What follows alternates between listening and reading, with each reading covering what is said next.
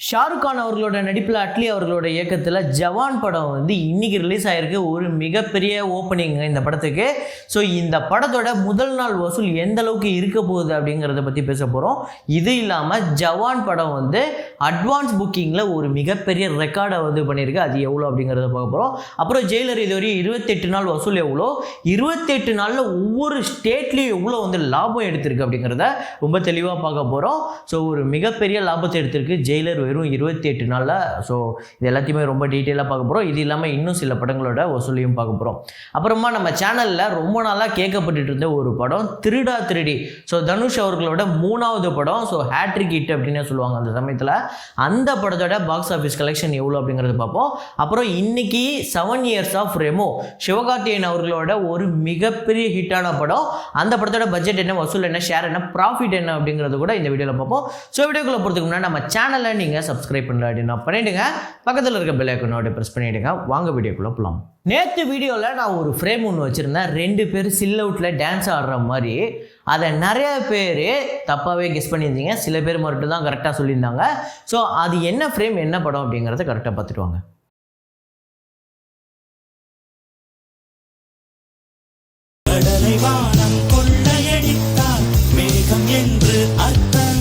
So ஆமாங்க, மணிரத்னம் அவர்களோட இயக்கத்தில் பிரசாந்தோட நடிப்பில் வந்த திருடா திருடா படம் தான். திருடா திருடாவில் கண்ணும் கண்ணும் கொள்ளையடித்தால் அப்படிங்கிற ஒரு பாட்டில் வரக்கூடிய ஃப்ரேம் தான் இது. இதை கரெக்டாக கண்டுபிடிச்ச முதல் 5 பேர் யார் அப்படின்னு பார்த்தீங்கன்னா, ஜெயராமன் நாகராஜ் அப்படிங்கிறவர், அப்புறம் கிருஷ்ணன் டிவி அப்படிங்கிறவர், கேமிங் கரண், அப்புறம் இளவரசன் சி, அப்புறம் ராஜா டெய்லர். இந்த 5 பேர் தான் முதல்ல கமெண்ட் பண்ணியிருக்காங்க. ஸோ இன்னைக்கான ஃப்ரேமை பாருங்கள், கெஸ் பண்ணுங்கள்.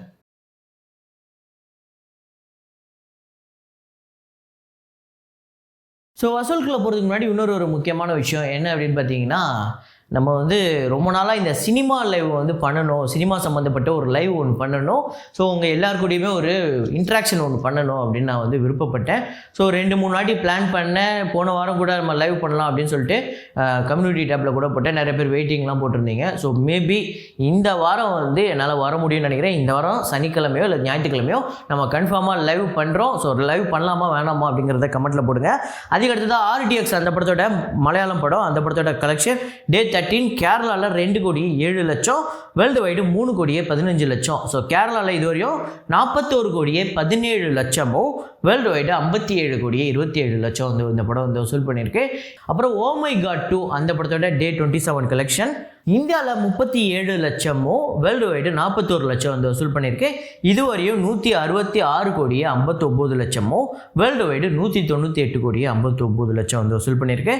ஸோ அதுக்கடுத்ததாக கதார் 2 அந்த படத்தோட இந்தியா கலெக்ஷன் பார்த்திங்க அப்படின்னா நேற்று 27th டே 1,87,00,000, வேர்ல்டு வைடு 1,98,00,000 வந்து வசூல் பண்ணியிருக்கு. இதுவரையும் 567,47,00,000 இந்தியாவிலையும், வேர்ல்டு வைடு 657,88,00,000 வந்து வசூல் பண்ணியிருக்கு. அப்புறம் ட்ரீம் கேர்ள் 2 அந்த படத்தோட டே 13 கலெக்ஷன்.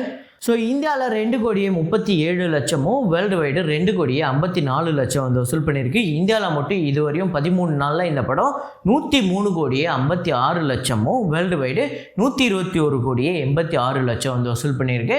ஸோ இந்த 3 ஹிந்தி படங்களுமே பெரிய வெற்றி. அதுலேயும் முக்கியமாக கதார் 2 ஒரு பெரிய ஹிட்டு. ஸோ அதுக்கடுத்ததாக குஷி படத்தோட டே 6 கலெக்ஷன் ஆந்திரா தெலுங்கானாவில் 1,01,00,000, வேர்ல்டு வைடு 2,09,00,000. ஸோ ஆந்திரா தெலுங்கானாவில் டோட்டலாக 41,34,00,000, வேர்ல்டு வைடு 76,46,00,000 வந்து வசூல் பண்ணியிருக்கு. இந்த படத்தோட ஷேர்லாம் வரப்போகிற நாட்களில் நம்ம பார்ப்போம். ஸோ ஜெயிலர் 28வது நாள் வசூல் தமிழ்நாட்டில் 31,00,000, ஆந்திரா தெலுங்கானாவில் 10,00,000, கர்நாடகாவில் 8,00,000, கேரளாவில் 14,00,000, ரெஸ்ட் ஆஃப் இந்தியாவில் 1,00,000, ஓவர்சீஸில் 37,00,000. ஸோ டோட்டலாக வேர்ல்டு வைடு 1,01,00,000. ஸோ இன்றைக்கி இந்த படம் அமேசான் பிரைமில் வந்துடுச்சு. ஸோ இருந்தாலும் அதுக்கு முன்னாடியே ஒரு பயங்கரமான பிரிண்ட்டு நெட்டில் வந்து வந்துடுச்சு. வேறு லெவல் பிரிண்ட், அதாவது நெட்ஃப்ளிக்ஸ் தோற்றுரும் அந்தளவுக்கு ஒரு பயங்கரமான பிரிண்ட்டு. ஸோ நிறையா பேர் அதை ஷேர் பண்ணியிருந்தாங்க, அதெல்லாம் எடுத்து போட்டு. அதையும் தாண்டி ஜெயிலர் இவ்வளோ வசூல் பண்ணியிருக்கா, அது வந்து ஒரு வாரம் கிட்ட ஆகுது, அதுக்கப்புறமே பெரிய வசூல் எடுத்திருக்கு.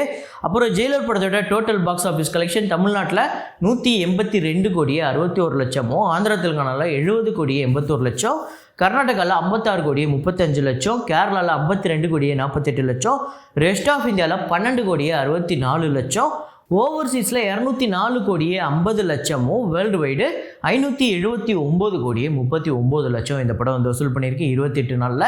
இந்த படத்தோட பட்ஜெட் 190 கோடி. இந்த படத்துக்கு தேட்டர்கள் ரைட்ஸ் விற்கப்பட்டது 129 கோடிக்கு. ஸோ ஒவ்வொரு ஸ்டேட்டில் இப்போ எவ்வளோ வந்து லாபம் வந்திருக்கு அப்படிங்கிறது, அதாவது ஒரு விலைக்கு அவங்க வாங்கியிருப்பாங்க. உதாரணத்துக்கு தமிழ்நாட்டில் 62 கோடிக்கு வாங்கியிருக்காங்க அப்படின்னா அங்கே வந்து ஒரு 100 கோடி ஷேர் வந்திருக்கு அப்படின்னா அவங்களுக்கு 38 கோடி ப்ராஃபிட்டு. அது டிஸ்ட்ரிபியூட்டரோ இல்லை ப்ரொடியூசரோ யாருக்கு வந்தாலுமே அது ப்ராஃபிட் கணக்கு தான். ஸோ அப்படி பார்த்தா தமிழ்நாட்டில் 33 கோடியே 61 லட்சம் இது வரையும் ப்ராஃபிட் வந்திருக்கு. அப்புறம் ஷேரில் இருந்து ப்ராஃபிட் வந்திருக்கு. ஆந்திரா தெலுங்கானாவில் 25 கோடியே 74 லட்சம், கர்நாடகாவில் 20 கோடியே 43 லட்சம், கேரளாவில் 22 கோடியே 33 லட்சம், ரெஸ்ட் ஆஃப் இந்தியாவில் 3 கோடியே 32 லட்சம், ஓவர்சீஸில் 68 கோடியே 21 லட்சம். ஸோ டோட்டலாக வேர்ல்டு வைடு 173 கோடியே 64 லட்சம் ப்ராஃபிட் மட்டுமே வந்திருக்குங்க.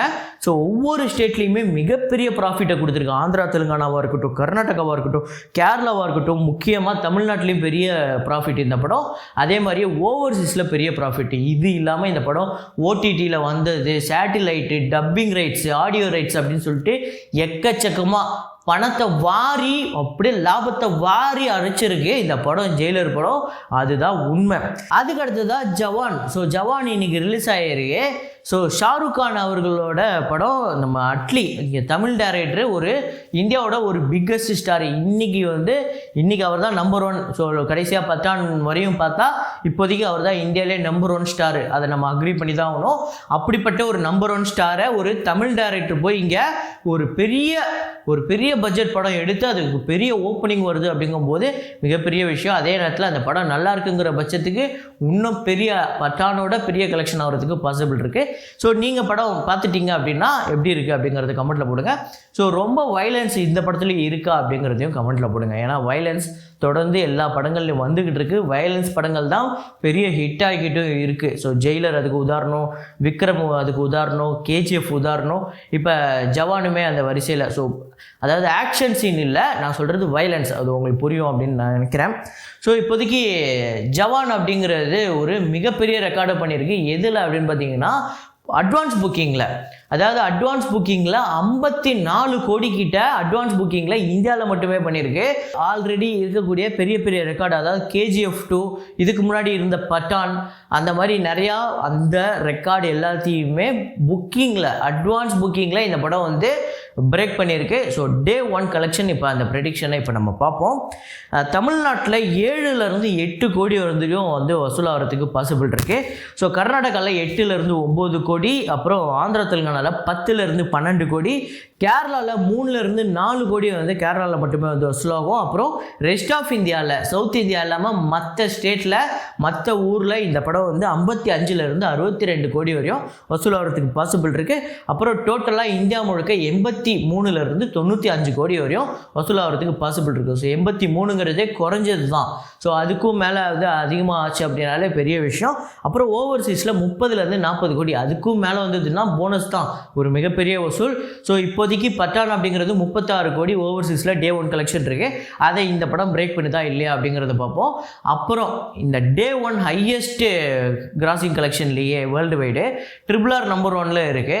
ஸோ அந்த படத்தை பிரேக் பண்ணுமா அப்படிங்கிறது தெரில. ஆனால் அதுக்கு முன்னாடி இருக்கக்கூடிய சில படங்களோட வசூல்லாம் இருக்குது, அதெல்லாம் பிரேக் பண்ணுதா இல்லையா அப்படிங்கிறத பார்ப்போம். ஸோ வேர்ல்டு வைடு 113 கோடியிலேருந்து 135 கோடி வரையும் இந்த படம் வந்து Day 1 கிராஸ் கலெக்ஷன் எடுக்கிறதுக்கு மட்டுமே பாசிபிள் இருக்குது.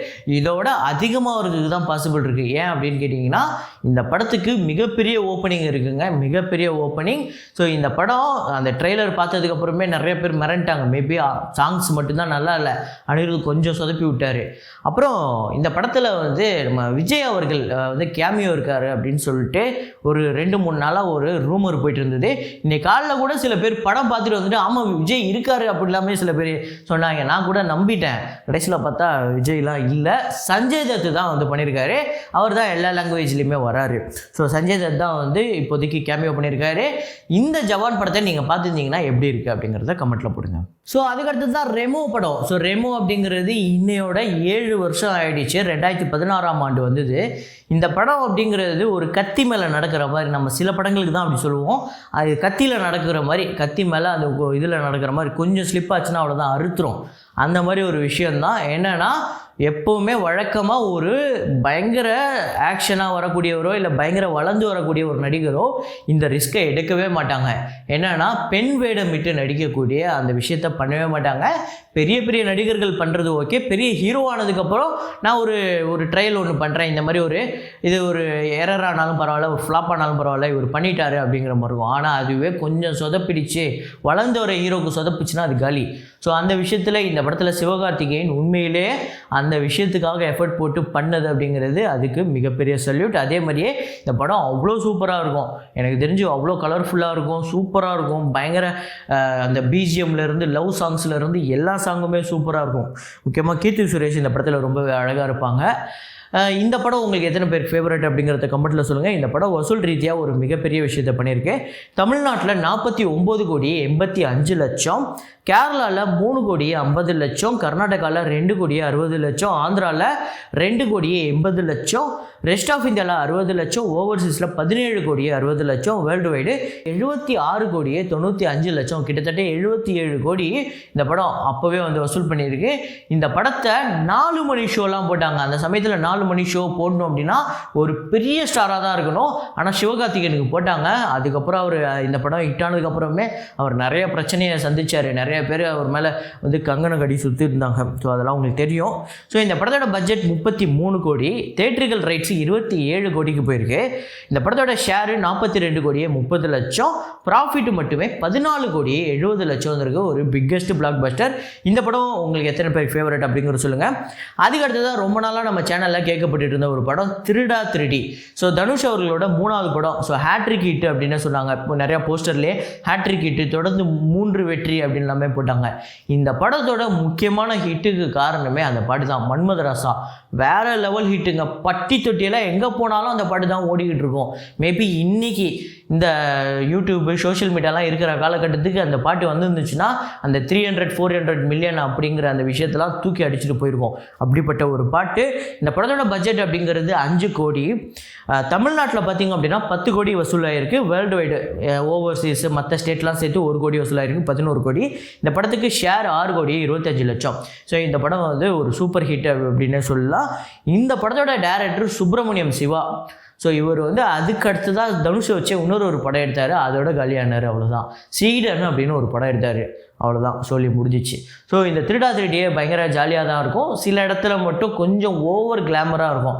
ஸோ அதெல்லாம் அது ஓவர் கிளாமர் கூட சொல்ல முடியாது, கொஞ்சம் அருவருக்கிற மாதிரி இருக்கும். ஏன்னா கிளாமரை கூட நம்ம ரசிக்கலாம், இது கொஞ்சம் அருவருக்கிற மாதிரி இருக்கும் இந்த படத்தில். அதை தவிர்த்து இந்த படத்தில் பாட்டு, அந்த பஸ்ஸில் வரக்கூடிய பாட்டு, அதே மாதிரியே மன்மதராசா பாட்டு, அதுலேருந்து எல்லாமே சூப்பராக இருக்கும். இந்த படம் உங்களுக்கு எத்தனை பேர் ஃபேவரட் அப்படிங்கிற சொல்லுங்கள். ஸோ இதே மாதிரி ஒரு வீடியோவில், இதே மாதிரி ஒரு கலெக்ஷன் ரிப்போர்ட்டில் மீண்டும் நான் உங்களை சந்திக்கிறேன். Signing off Rahman.